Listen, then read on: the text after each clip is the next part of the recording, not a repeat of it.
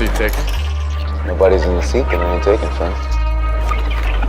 So this is, Sabacc? Sabacc.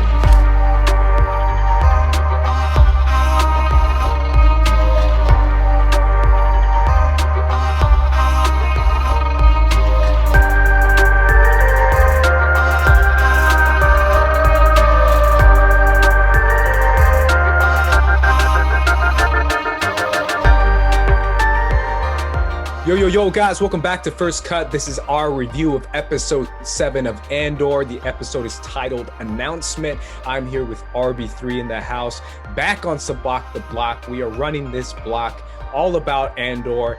I can't lie, man.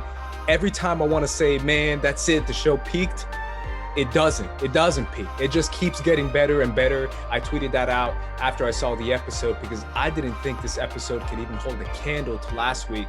But man, it might just be on par with it for me. Obviously, it's much more dialogue driven, but what did you think of this episode, RB3? I love seeing like everybody's internal motivations come out a little bit more. I love seeing the changes in a lot of characters' perspectives.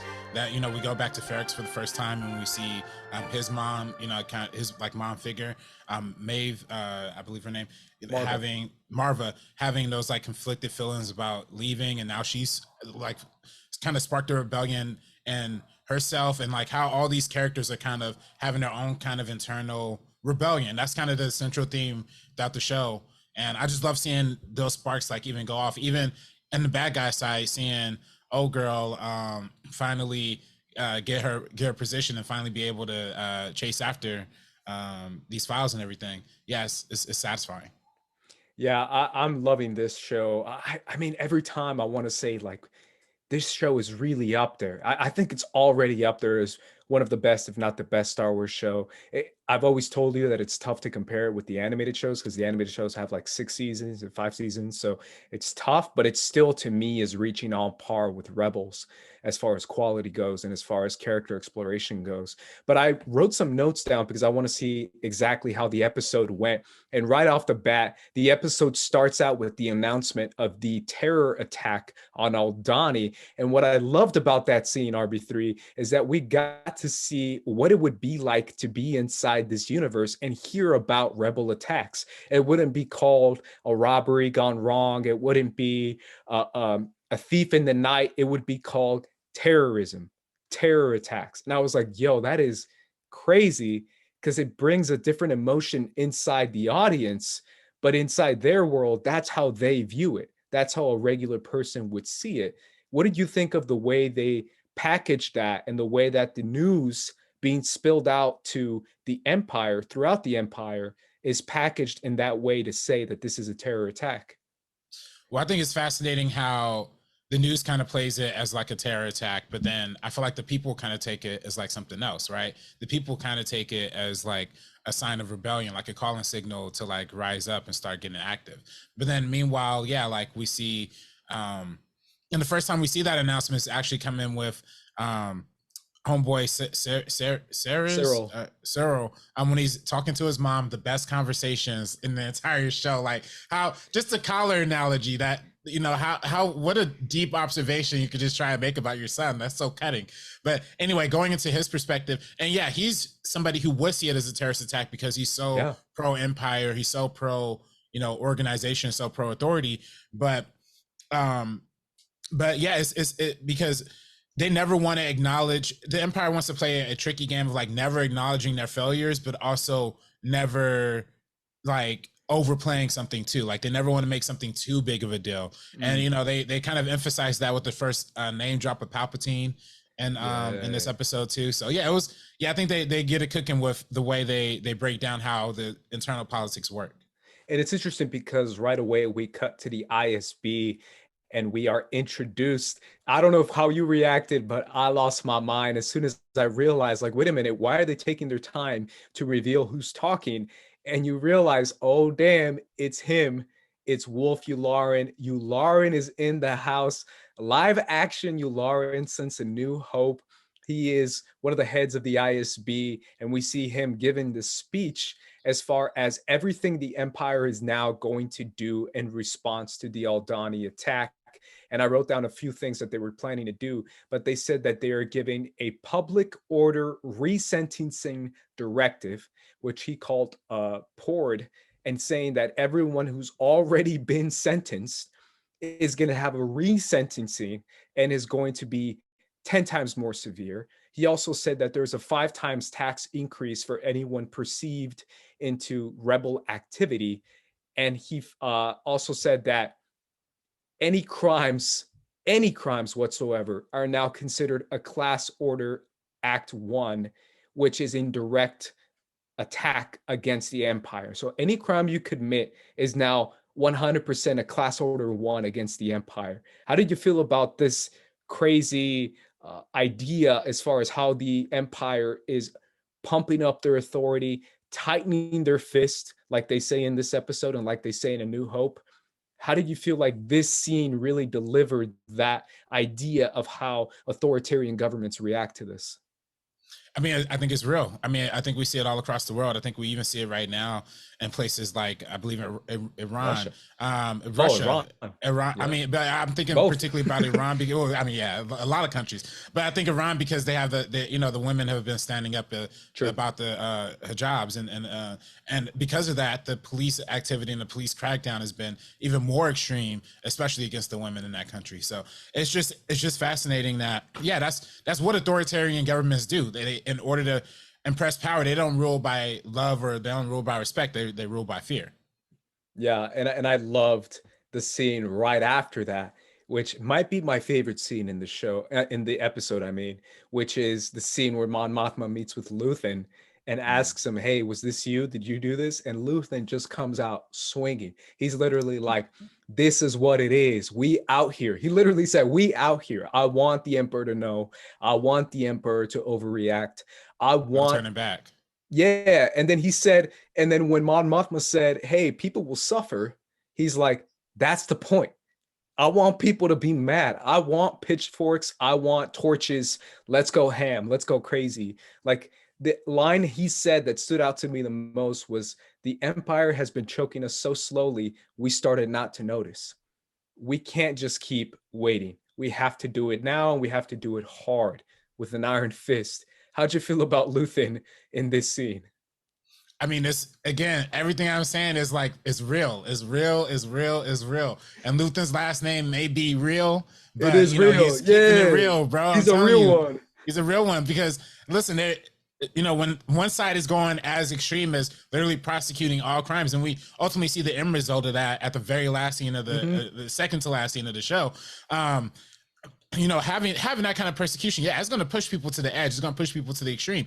And that's kind of, I think the whole slowly choking people, I think it's a metaphor for a lot of different kind of governments, but I think it's especially true for like the capitalism, you know what I mean? Like, or like what we live in like right now, because we slowly get more comfortable with like more Netflix, more Hulu, more TV, and more iPhones, more technology.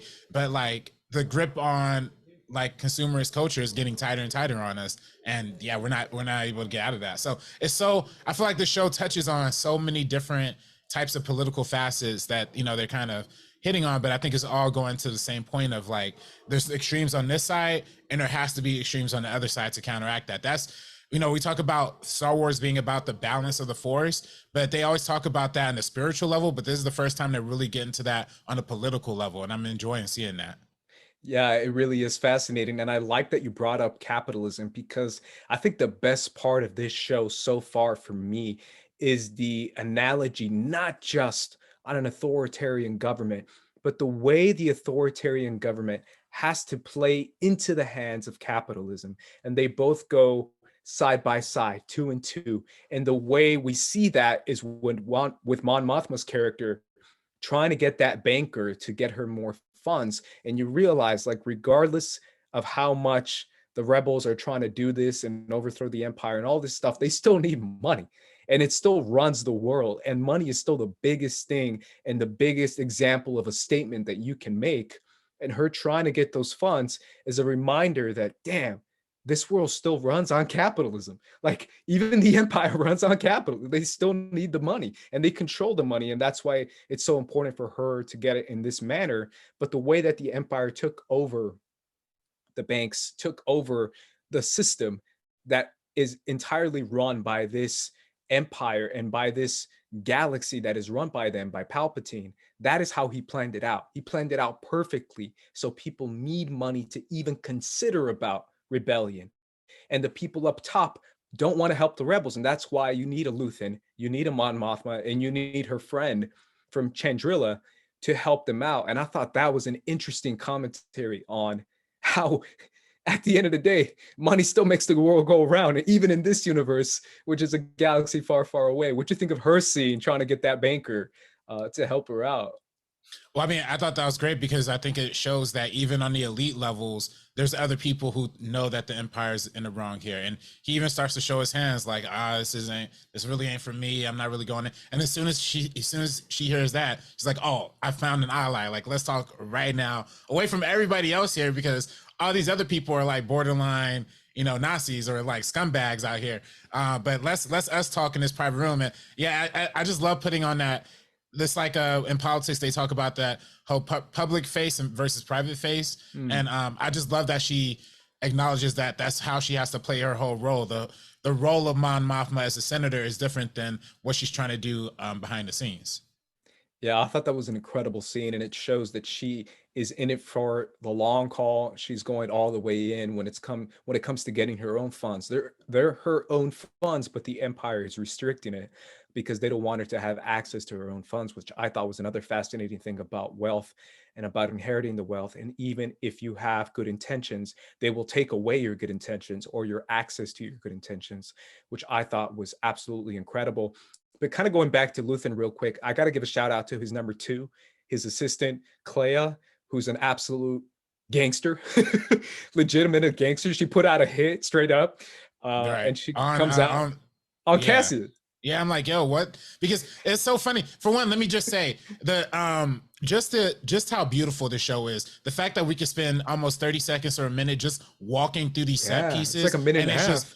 And it was like gorgeous, bro. Like every single set, every single shot looked absolutely jaw-dropping amazing. So, but yeah, just seeing that setup of her walking up to Val and telling her, like, yeah, you gotta, kill Cass. I thought they were gonna keep Cassian around. I thought Luthen and team were gonna keep Cassian around, but yeah, that's even more savage. I thought it was even better. I was like, this is even better than being like, oh, let's go back and recruit him or something like that, or leave him be. But the fact that they're like, nah, he's a loose end, he's got to go. I was like, yo. They're trying to make me, I feel like the show might be, back me up here, maybe I'm wrong, trying to make me not like Luthen and Clea that much because they're too much. But I'm on the opposite. I love it. Every time they speak and every time they're like, yo, we got to kill him. We got to take care of him. We got to blow this up. I'm like, hell yeah, kill Cassian. Like, go for it. At least try, because obviously Cassian's not going to die. We know that he dies in Rogue One. But the idea of them being that thorough and that committed to the cause, I was like, I kind of respect it. I kind of respect it even more. I don't know about you. Yeah, no, I definitely, I respect it. And I also think, I think there's levels to it too. Like, I think, Luthen is just like a low level kind of troublemaker. I think when we get to meet people like Saw Gerrera later on in the show, who's somebody who's a way bigger, quote unquote terrorist who might actually fit into that category. I think, there's different levels to it, but, I think they're definitely trying to play up is Luthen really good, or is he just like self-motivated by some sort of hatred or something like that? So Stellan Skarsgård's performance is like so brilliant. Just the way he plays it, the way he plays with his hands, the way he was holding when he was having that conversation with Mon Mothma, the way he was holding the weapon. I thought everything was just like super, super detailed and fire. Yeah, I think that they're definitely trying to make you think that, but for me, I'm still on board. I'm Team Luthen, he's a real one, and I'm loving what he's doing so far. But the episode ends with, oh no, I can't skip over the Cassian scene. Cassian and his mom, he goes back home, which was a bad decision. He keeps hearing that it was a bad decision, but it was. Even I was saying that. I was like, bro, what are you doing? You got to get out of there. You can't put everyone at risk. But this is one of the most fascinating scenes in the episode, because we saw that the act that he pulled in Aldhani actually low-key inspired his own mom to join the rebel cause, the same rebel cause that he refuses to accept and that he refuses to take on because he feels like it's a losing cause. inspired his own mom to be like, nah. If they're doing it, we can do it. And we're going to take up arms and we're going to fight back. And he's like, wait a minute.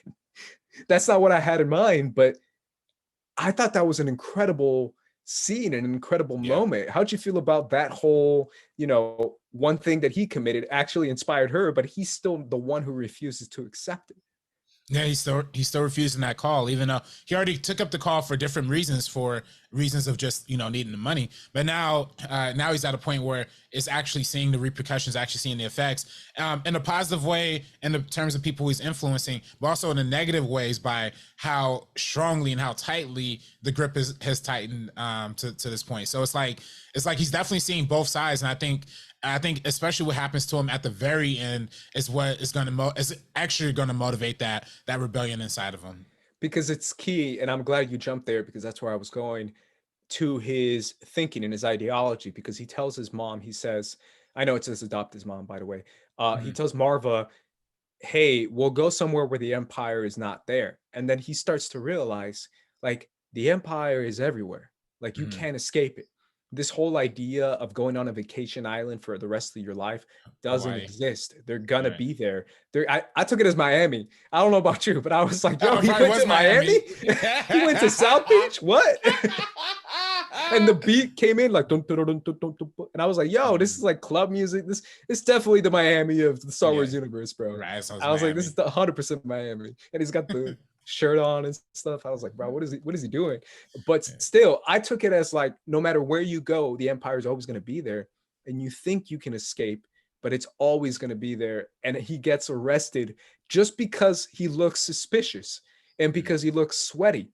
And I was like, okay, this is definitely the most commentary we're going to get. How'd you feel about that? I loved it. I thought they was straight profile him, not only because he was sweaty and he was Mexican. Exactly. It's because he had dark features. He looked like he wasn't white. And if you look carefully, everybody else in that scene was either white or aliens, except for the other people who were running. And then all the other people were old too. That's another crucial part. Like, he was a young man. He was a young dude who, so again, it's like, Miami is like the perfect analogy. But it's like, it's crazy because that is, and again, they're talking about Star Wars getting political. This is the most real Star Wars commentary that they could get to. He's actually being profiled for, so it's something that a lot of Black and brown people deal with in real world situations, and seeing him get confronted with that and having to approach that head on is crazy.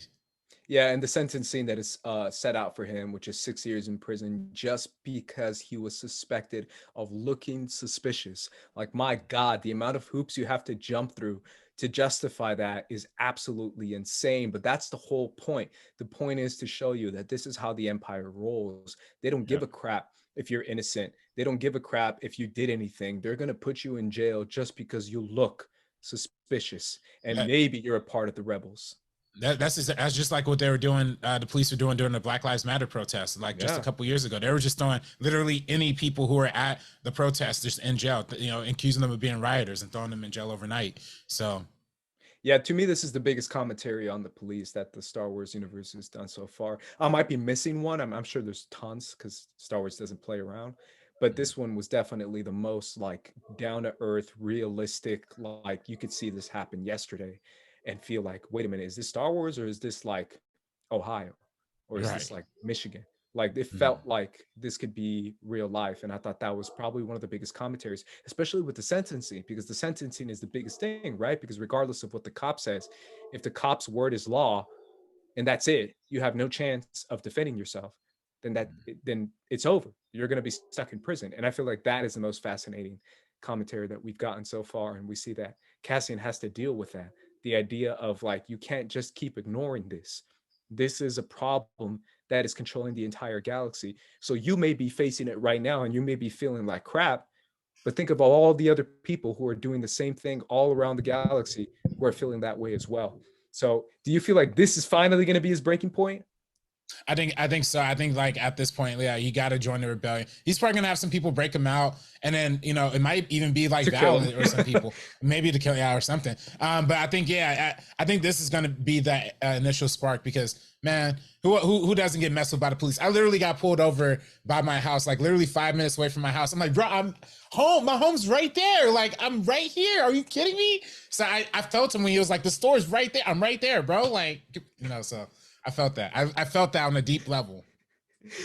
I feel like a lot of people have for sure. And it's, I mean, LAPD is crazy too. But for real, I feel like this is definitely a breaking point for him. A moment where he finally says like, my God, bro, this is insane. I can't be dealing with this crap. Everyone who's been telling me to join this cause, they're absolutely spot on. And I'm going to absolutely do it. Plus he's in prison, bro. So he's got a time to read that manifesto. Hey, that's it. That's good. That's what you do. You read books in prison. Either way, guys, those were our thoughts on this episode 7 of Cassian Andor show. Let us know in the comments down below, what did you think of the episode? Make sure and follow us at First Cut if you haven't done so already. Subscribe to this channel if you haven't done so as well. You can follow us on First Cut at TikTok if you're on YouTube, and you can follow us on YouTube if you're on First Cut on TikTok. So make sure you do all that good stuff. But either way, guys, I'm Andres. That's RB3. RB3, where can everyone follow you, man? You can follow me on Twitter and Instagram at Director RB3 and Stream Timestamp on Amazon. And you can follow me at SOUNDCLOUD Leader A's, guys. But either way, for the First Cut crew, for Sabacc the Block, we're going to be peacing out. So peace.